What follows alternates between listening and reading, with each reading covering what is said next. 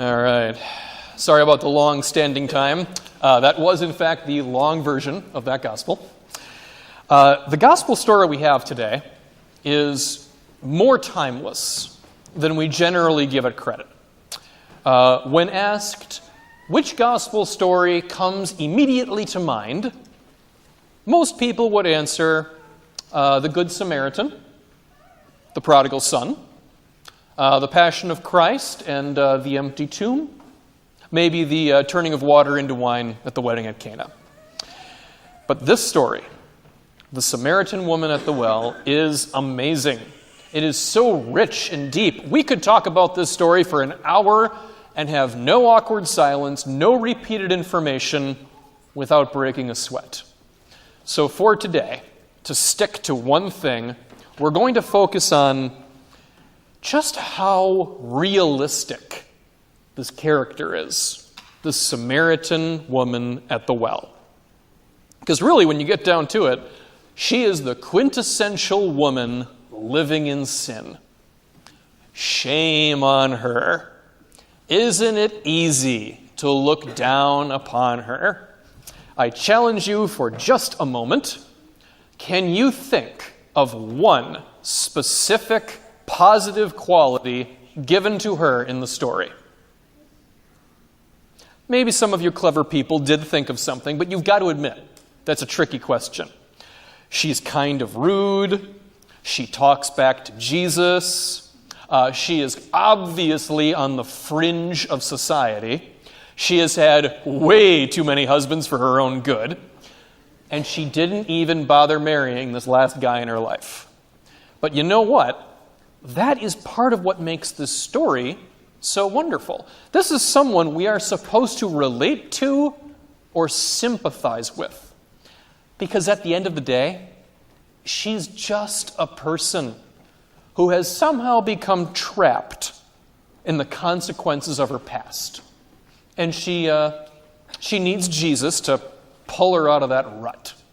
So we're supposed to feel her pain in some way. I read a few years ago, a homily by a Milwaukee priest. He published a book about all of his best of homilies. One of his homilies, he did nothing except provide a backstory for this Samaritan woman. So he said, back when she was of appropriate marriable age, she got married in the usual way. Everything's fine there. But the guy turned out to be a total creep. So after a couple of years of hard living with him, she got divorced. Thank goodness she can start fresh. Then she meets a man who also got divorced. So they're like, hey, we both got divorced. That's something in common. Let's give this a try. And then it turns out that knowing how to get divorced isn't the best basis for a marriage. That falls apart. They get divorced. Then for husband number 3, she gets determined to get hitched to a guy that does not have her track record. And while she succeeds at finding that guy, they don't have anything in common. So that marriage doesn't last. They get divorced and so on. And the point is, when you're finished reading that, you're supposed to think to yourself, that makes sense. That's the sort of string of bad luck that could happen to anyone. I mean, think about it. How many of you know someone who has gotten married for the wrong reason? If you're my age or older, I'm pretty sure you have a few people in mind. People like not the Good Samaritan, but people like the Samaritan woman at the well who meant well, whose marriages seemed like a good idea at the time. All right, I'll give you a more concrete example. Has anyone here had a friend or a family member get married to a foreigner specifically so that they could stay in the country or get access to health care? That's a common story. And pardon me, I think that story is going to get more common as time goes by in this country. And while that might be a nice thing to do, that choice is the sort of choice that catches up with us before long.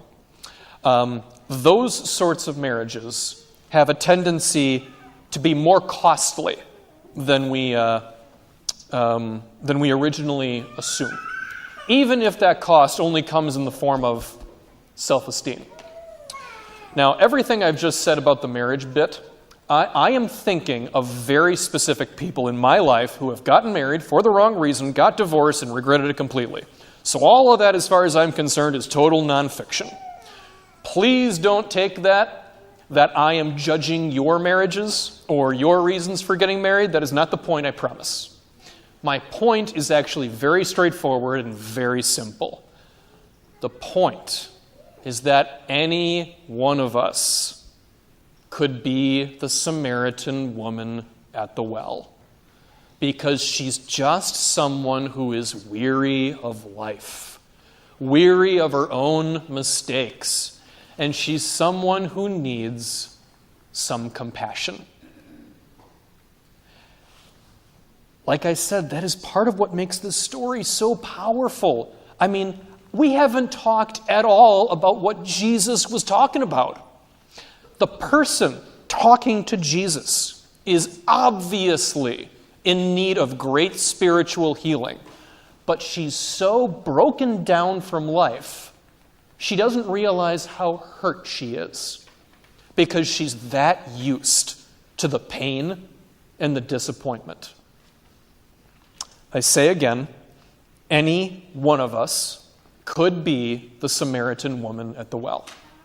But just so, any one of us could be Jesus. Any one of us could be that one person who offers living water to someone truly in need, living water that ultimately comes from God and God alone.